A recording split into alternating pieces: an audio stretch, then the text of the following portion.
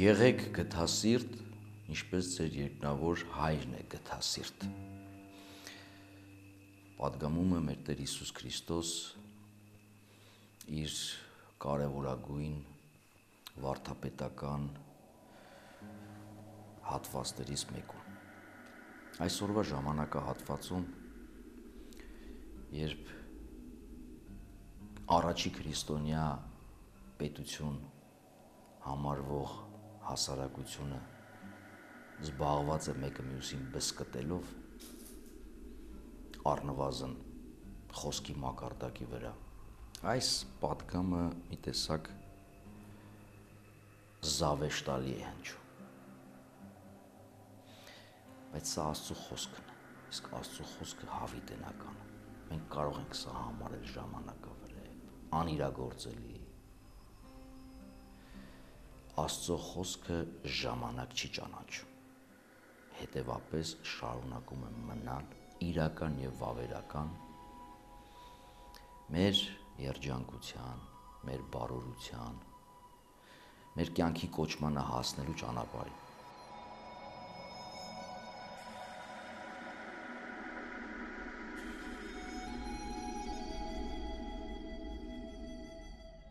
Հին կտակարանում այս միտքը այլ կերպ էր ձևակերպված։ Տերը պատվիրում է իր, այսպես ասած, կրոնական կանոնները տալուց հետո, որպես այսպես կնիկ, միշտ հետևյալ խոսքն էր ասում.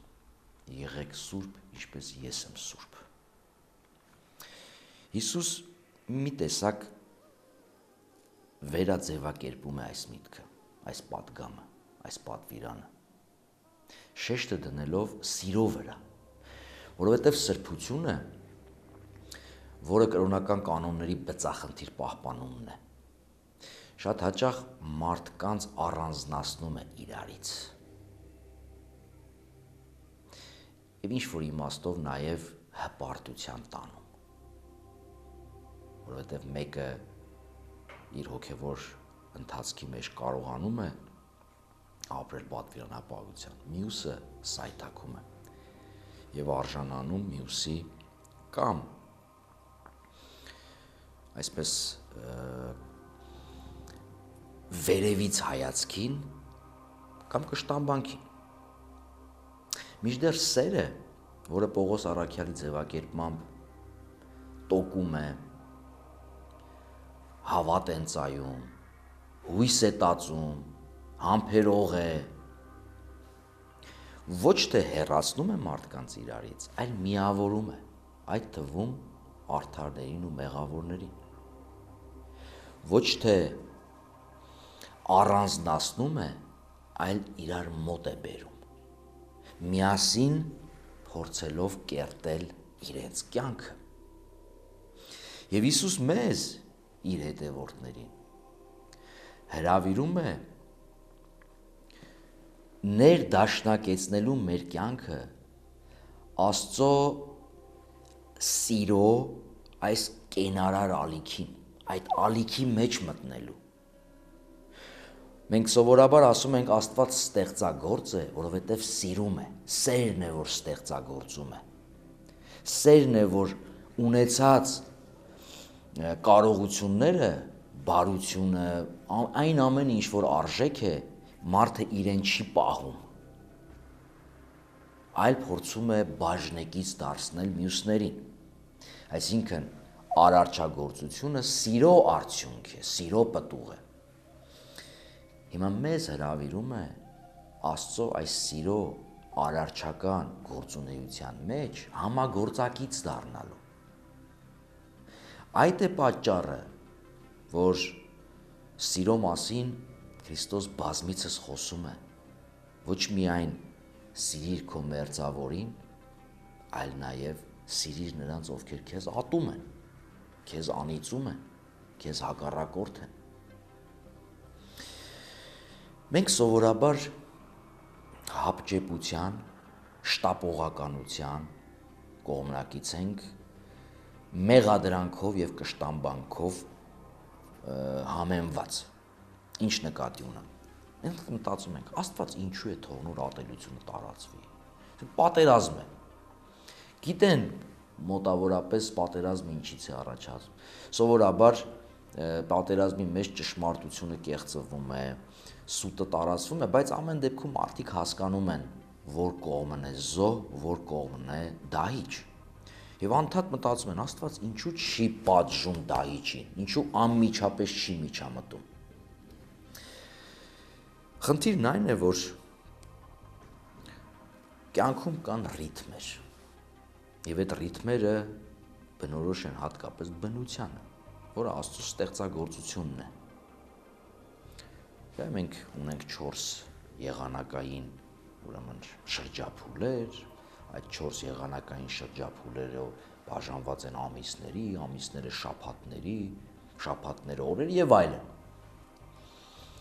Եվ Աստված հարգում է այս շրջափուլերը, այդ ռիթմերը։ Ասեք Հիսուս օրինակ է բերում բազմիցս իր վարդապետության մեջ գյուղատնտեսական աշխատանքից, որտեղ երևում է ռիթմը։ Մենակ ասում է, երբ թզենին փափկում է եւ սկսում է տերևակալել կամ ծլարդ բողբոջել տերևակալել, մենք հասկանում ենք, որ ամառ է։ Այդ բնության ռիթմի մասին է խոսվում, շրջապտույտի մասին է խոսվում, ցիկլի մասին է խոսվում։ Կամ երկնքի արքայությունը նմանեցնում է մարդու, որը սերմ է գցում հողի մեջ եւ սպասում է, որովհետեւ գիտի, որ հողը ինքնաբերաբար պետք է այդ սերմը ծլարձակի, գիշեր, ցերեկ, ինքը սպասում է, որ հետո պետք է մեծանա, աճի եւ հասնի այնպիսի մի վիճակի, որ ինքը հունձը կքաղի։ Եվ Մետարքիր առակ է պատմում։ Մի այգու տիրոջ մասին, որ ուզում է թզենու ծառը կտրել, որովհետեւ տարիներ շարունակ է բերք չի տալիս եւ հողը անիմաստ զբաղեցնում է։ Իմաստուն այգեգործը միջամտում եւ տիրոջը խորհուրդ է տալիս չկտրել։ Մատնանշում է, որ պայմանները բարենպաստ չեն։ Հետևաբար պետք է փխրեցնել, պարարտացնել, պայմանները ձևավորել, հետո նոր հասկանանք բերք տալիս է թե ոչ։ Եվ այս վարդապետության մեջ ինչ է երևում։ Երկու հակադիր մոտեցում։ Գործողություն։ Մեկը հապճեպ, որը հղի է կորստով, ծառը պետք է կտրել, եւ մյուսը համբերատարություն, որը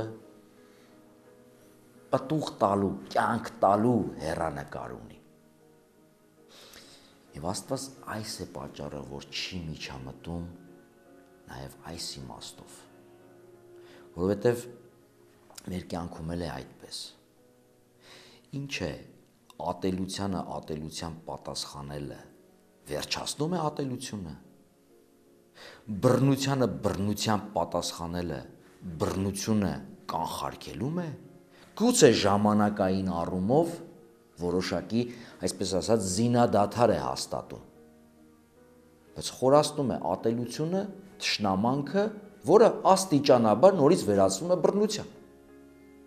Մեր կյանքում միջանձնային հարաբերությունների վրա եւ միջազգային հարաբերությունների վրա սա է միշտ կատարվում, որովհետեւ մենք Աստծո սիրո ծրագրին մասնակից չենք։ Մինչդեռ Աստված համբերատար է, շատ լավ գիտի, որ իր սիրո ծրագիրը հաղթանակելու է։ Եվ հապճեպ միջամտությունները այդ սիրո դինամիզմը ընդհատելու է։ Եվ մեզ էլ հրավիրում է, որ մենք մաս կազմենք այդ սիրո ծրագրի։ Երբ որ Հիսուս խոսում էր ներողամտության մասին, երբեմն բռնությունը բռնությամբ չպատասխանելու մասին, այն հատվածներն են, որոնք մի տեսակ մարդու աշխարհային տրամաբանության մեջ խնդիր են առաջացնում։ Մենք միշտ այդ հատվածները չենք հասկանում կամ չենք ընդունում, որտեղ մեր մարդկային փորձառության մեջ մեզ այլ բան է պարտադրվում, այլ բան է որպես ճիշտ ներկայացվում։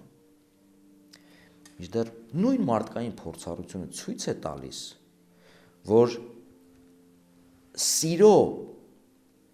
բարիք գործելու, աղոթելու, օրհնելու, կյանք ստեղծելու եւ կյանքը զարգացնելու գործընթացն է, որ կարողանում է ծածկել ատելության այդ շղարշը եւ մթնոլորտը։ Եվ հրավեր է մեզ, որ մեր սիրո դրսևորումը այն աստիճանի լինի, որ կարողանա թուլացնել ատելության հարվածը եւ ի վերջո բուժել նաեւ։ Երբ որ Հիսուս իր հետևորդներին պատգամում էր բարիք գործել, այդտեղ հունարեն համատեքստում օգտագործված է կալոս եզրույթը, որը եթե կուզեք որպես առաջին իմաստ նշանակում է գեղեցիկ։ Այսինքն գործեք այնպես, որ այդ գործունեությունը լինի գեղեցիկ, իդեալական, կատարյալ, արվեստի գործ, հիացնող գործ, զարմացնող գործ, վերափոխող գործ։ Ժողովրդական այդպիսի ասույթ կա. տգեղ է ինչպես մեղքը։ Մեղքը, չարիքը ունի գարշելի, տգեղ, տձև երևույթ եւ տեսք։ Մինչդեռ սերը գեղեցիկ է։ Նույնիսկ հեքիաթներում է սա արտահայտված։ Գրիմ եղբայրների նշանավոր հեքիաթներից մեկում ինչ ենք մենք տեսնում, որ սիրո մի ժեստը կարող է տձև, զզվանք առաջացնող գործին վերածել գեղեցիկ արքայազնի։ Ուրեմն մենք, որպես քրիստոնյաներ, որպես հասարակության անդամներ, քաղաքացիներ, բայց քրիստոնյաներ, իրար հայոյելով, մեղադրելով, չարախոսելով, գիտեք, սրանք խոսքի մակարդակի վրա բռնություններ են ուղղակի։ Այսինքն եթե մարդը դա անում է, հնարավորություն ունենա, դա իրապես կվերածի գործունեության, գործողության։ Այսպես անելով մենք ցույց ենք տալի, որ մենք քրիստոնյայի պատկեր չենք, մենք քրիստոնյա չենք։ Եվ դրանով նաև փորձում ենք օրինականացնել մեր այն ընկալումը, որ քրիստոնեական պատվիրանները սիրիր քո թշնամիներին, օրհնիր քեզ անիծողներին, բարի գործի նրանց, ովքեր քո հանդեպ չարն են գործում։ Մենք օրինականացնում ենք սրա այս պատվիրանների մեր ընկալումներն ու մեկնաբանությունները։ Սրանք ասված են Տիրոջ կողմից եւ շատ հստակ են ասված։ Մնացածը մտքի վարժանքներ են։